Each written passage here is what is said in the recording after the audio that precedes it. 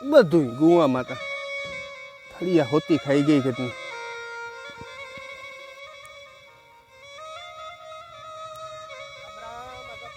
રામ રામ કેશુ ભગત, રામ રામ. આવ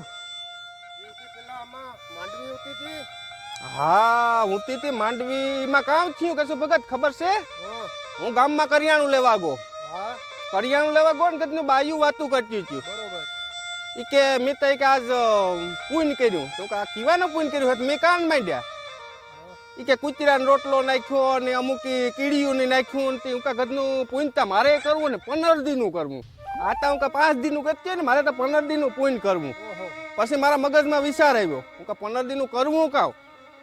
જો રોટલો નાખવાનું પૂન કરે તો ડોહી પાટલો મારે ખબર છે ને ઘર તારા થાય હતી એ પૂન થાય નહોતું.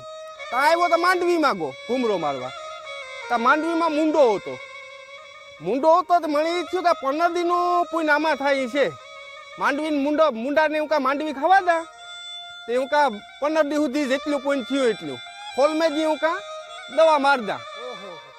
તે 15 દી સુધી પૂન કર્યું ને જા ખોલમેજી જા ગોન્યું તો મુંડો છે એ માંડવીને થળિયા હોતી ખાઈ ગયો.